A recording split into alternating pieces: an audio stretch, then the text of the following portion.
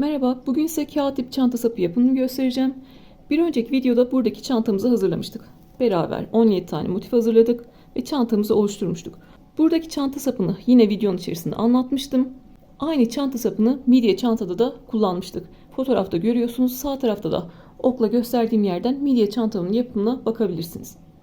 Dediğim gibi çantanın yapımının içinde son kısımda sapın yapımını anlatıyorum. Ama ayrı bir video olarak kısaca anlatmak istedim. Sonrasında istediğiniz örgülerde kullanabilirsiniz. Burada geçen yaptığımız çantamız var.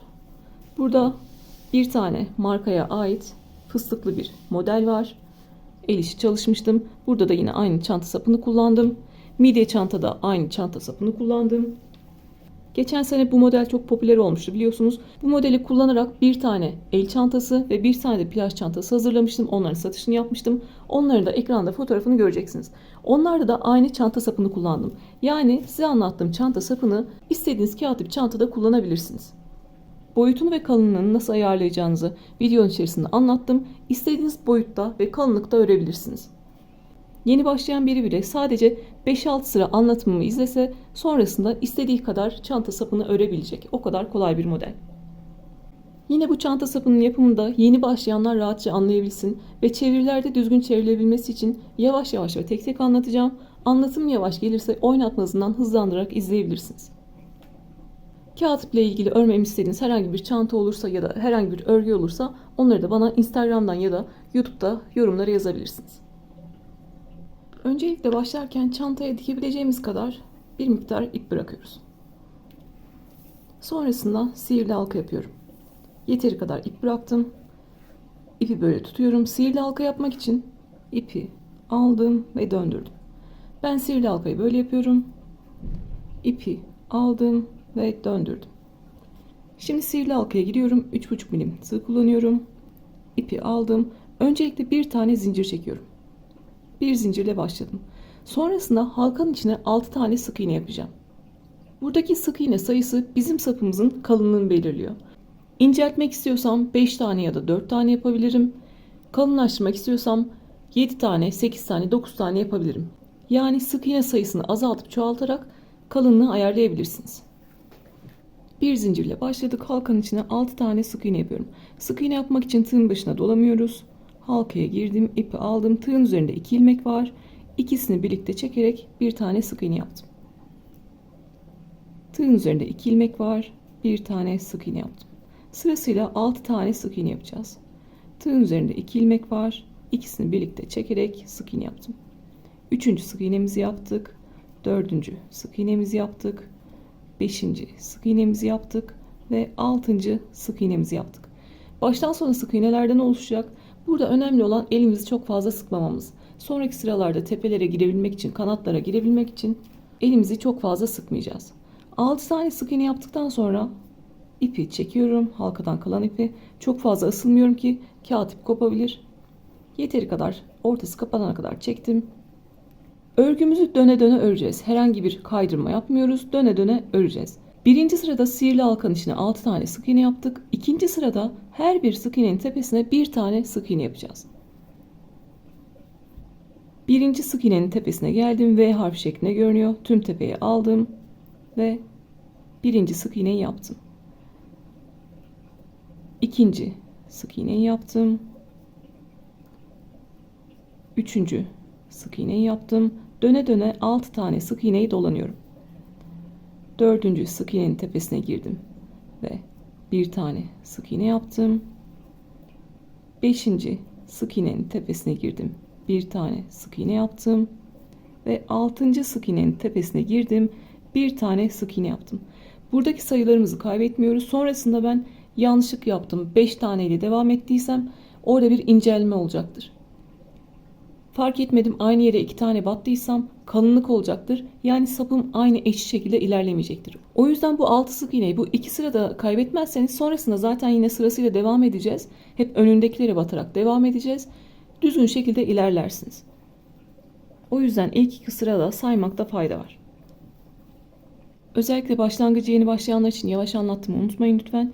Birinci sırada 6 tane sık iğne yaptık. İkinci sırada 6 tane sık iğnenin üzerine sırasıyla birer tane sık iğne yaptık ve dolandık. Şimdi sıra sonundayız. 6. sık iğnenin üzerine de sık iğne yaptık. Artık bu sıradan sonra ben sapımı 50 santimde örsem, 100 santimde örsem yapacağım işlem değişmeyecek. Sık iğnelerin tepesi V harf şeklinde görünüyor. Görüyorsunuz. V harf şeklinde görünüyor. Yapacağımız işlem dış kanadına ve onun altındaki çizgiye batmak. Örgümüz bitene kadar dış kanada ve altındaki çizgiye batacağız. 3. sıraya geçtim. V harfi gibi görünüyor. Dış kanadını aldım ve dış kanadının altında bir tane çizgi var. Ona battım ve sık iğne yapıyorum. Sıradaki sık iğnenin arka kanadına girdim ve onun altındaki çizgiye girdim. Ve bir tane sık iğne yaptım. Elimi sıkmıyorum, tığ sıkmıyorum. Bir sonraki sık iğnenin tepesi görünüyor V harf şeklinde. Dış kanadını aldım ve altındaki çizgiye battım. Ve bir tane sık iğne yaptım. Dış kanada ve altındaki çizgiye batıyorum. Ve bir tane sık iğne yapıyorum. Artık işlemimiz değişmeyecek. Dış kanada ve altındaki çizgiye batarak sık iğne yapacağız.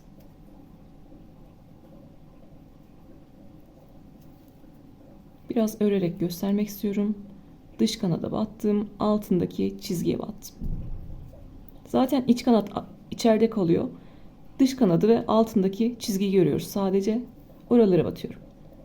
Dış kanada battım ve altındaki çizgiye battım. Bir tane sık iğne yaptım.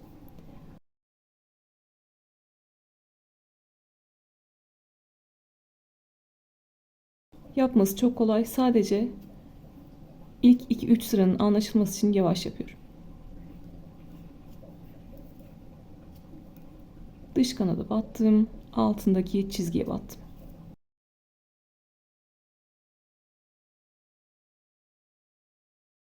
Sırasıyla devam ederseniz zaten 6 tane sık iğneyi kaybetmeniz çok da mümkün değil. Dış kanada battım, altındaki çizgiye battım. Dış kanada battım, altındaki çizgiye battım. Sırasıyla sık iğne yapıyoruz.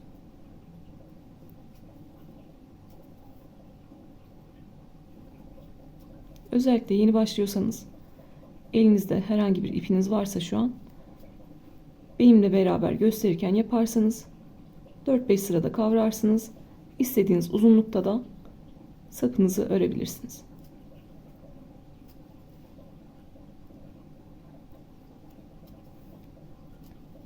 Dış kanada batıyorum ve altındaki çizgiye batıyorum. Şu an benim kolay yapma sebebim kağıt ipin kolay olmasından değil. Sadece elimi gevşek tutmamdan. Elimi gevşek tutmasaydım ne buradaki tepeye girebilirdim ne altındaki çizgiye girebilirdim. O yüzden elimi gevşek tutuyorum. Buradaki ipi gergin tutmuyorum.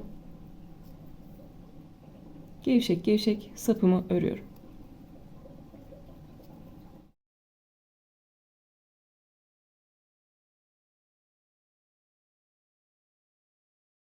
Sapın görüntüsünü göstermek için birkaç sıra ördüm bu şekilde. Oraları hızlandırdım. Görüntüsü bu şekilde. Artık herhangi bir değişiklik yapmadan ikinci sıradan sonra hep aynı işlemi yapıyoruz.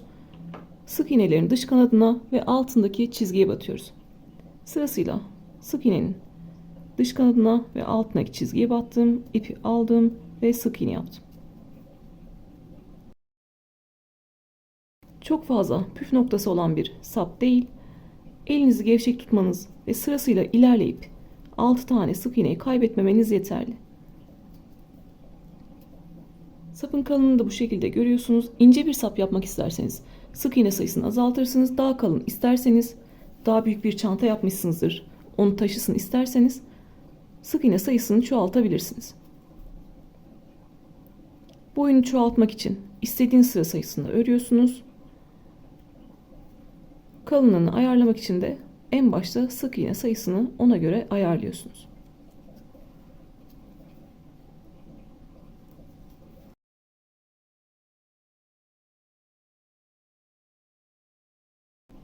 Örmesi oldukça keyifli. Örgü bir sap hazırlamak istiyorsanız bu şekilde hazırlayıp rahatça kullanabilirsiniz.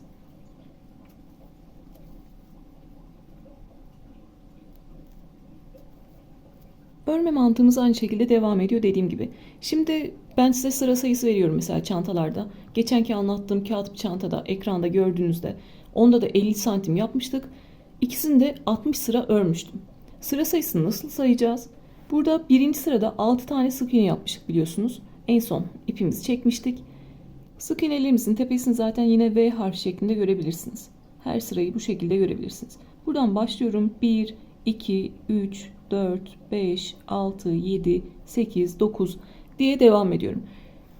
2 tane sap örüyorsanız, eşit şekilde örüyorsanız sıra sayısına dikkat etmeniz gerekiyor. Onun dışında tek bir sap yapacaksınız. Bir tane sapla bir çanta oluşturacaksınız. O zaman sapınız kaç santim olması gerekiyorsa, 50 santim olması gerekiyorsa 50 santim olana kadar örüyorsunuz, ölçüyorsunuz. Sonrasında esnekliğini alıyorsunuz. Diğer gösterdiğim çantada da, midye çantada aynısını yapmıştık. Esnekliğini aldıktan sonra 1-2 santim de oradan geliyor. Size o da dikiş payı olmuş oluyor aslında. Siz o 1-2 santimi de dikiş payı için kullanıyorsunuz. Yine 50 santimlik bir sapınız olmuş oluyor. Şimdi ben size dediğim gibi 50 santim olana kadar öreceğim. Sonrasında esnekliğini aldığımızda kaç santim olacak onu göreceksiniz. Çünkü burada elimizi gevşek tutuyoruz. Örgünün de bir esneme payı var. Esnettiğimizde örgümüzün uzadığını göreceksiniz. Şimdi sık iğnenin dış kanadına ve altındaki çizgiye batarak sapımı istediğim kadar örüyorum. Ben tüm örgülerde kolay sayabilmek için genelde böyle 10 sırada bir işaretleyici takıyorum. 1, 2, 3, 4, 5, 6, 7, 8, 9, 10. Burası benim 10. sıram. 50 santimi genelde 60 sırada elde edebiliyorum. Bu şekilde 60 sıra öreceğim. Sıra sayısı değişebilir elimizin sıkılığına, gevşekliğine göre. Önemli olan 50 santime ulaşmak ya da siz kaç santim yapacaksanız o santime kadar örmek. Buradan başlamıştık. Size anlattığım gibi sapımı döne döne ördüm. Buradaki çantada, geçen videoda anlattığım çantada 60 sırada 50 santime ulaşmıştım. Sonra esnekliğini almıştım ve 52 santim olmuştu. Onlar da dikiş payı oldu içeride. Birer santimlerini yine kullandım. Yani yine 50 santimlik bir sapım olmuş oldu. Ama burada elim daha sıkı gelmiş size anlatırken 65 sırada 50 santime ulaştım. İkisini örmem arasında 2 gün fark var. Sadece elimin sıkılığı gevşekliği değiştiği için sıra sayısı değişti. Bana genelde yeni başlayanlar soruyor kaç sıra yapayım diye. Sıra sayısı önemli değil. Önemli olan ölçü. Şimdi 65 sırada 50 santime ulaştım. Artık esnekliğini alıyorum. Dikiş yapmadan önce, buradaki ucumu kapatmadan önce esnekliği alıyorum.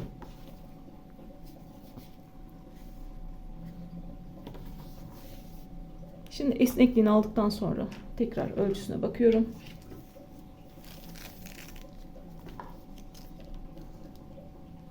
Bu şekilde 52 santimlik bir sapım oldu yine. Esneklik bize 1-2 santimlik fazladan uzunluk veriyor. Onu da dikiş yaptığımızda örgünün içinde kalıyor zaten. Yine 50 santime ulaşmış oluyoruz. Bu şekilde sapımız hazır. Şimdi size yine buradaki çantayı örnek göstereceğim. Ördüğüm midye çantaları da en çok sattığım çantalar. Onlar zaten onu da geçen sene anlatmıştım. Yine satış yapan arkadaşlar oldu. Kendileri kullanan arkadaşlar da oldu. Oradaki sapta da aynı şekilde bu sapı kullanmıştım. Ekranda farklı renklerini göreceksiniz. Kola takmak istiyorsanız 50-55 santim yeterli geliyor. Ama bileğe takmak istiyorsanız sadece böyle bileğime geçireyim o şekilde ya da elime geçireyim öyle takayım kullanayım diyorsanız onda da 30-40 santim arası yeterli gelecektir. Burada mesela bu çantayı ben mağazada görmüştüm. Oradan fotoğrafını çekip örneğini çıkarmıştım. Burada da yine oradaki gibi normal saç örgüsü gibi örgü yapmıştım. Yani istediğiniz şekilde saplarınızı oluşturabilirsiniz. İnce bir sap istiyorsanız bu şekilde de yapabilirsiniz. Kağıt iple istediğiniz çanta sapını yapabilirsiniz. Yine ekranda 2 tane çanta göreceksiniz. Biri el çantası, benden el çantası olarak sipariş olarak istenmişti. Örüp göndermiştim. Bir tanesi de o çantanın büyüğü. Aynı çanta Instagram'da görüldü ve bana bunun bir boy büyüğünü plaj çantası olarak yapabilir misiniz denildi ve o şekilde yaptım. Biri elde taşıma için, biri kola takmak için. Orada da aynı sapları kullandım. Örneği de buradaki örnek. O çantayı da yapmamı isterseniz söylersiniz, size anlatmaya çalışırım. Böyle el çantası yapmak için bu şekilde hazırlamıştım. Onun örneği de bu. Burada da bir markanın benzerine göre yaptığım bir fıstıklı çanta var. Yine sapında aynı şekilde size gösterdiğim örgüyü kullandım. Burada da karamel rengi, çok hoş bir rengi var. Bu şekilde Yine bu çantayı da anlatmamızı isterseniz söylersiniz. Elimden geldiğince anlatmaya çalışırım.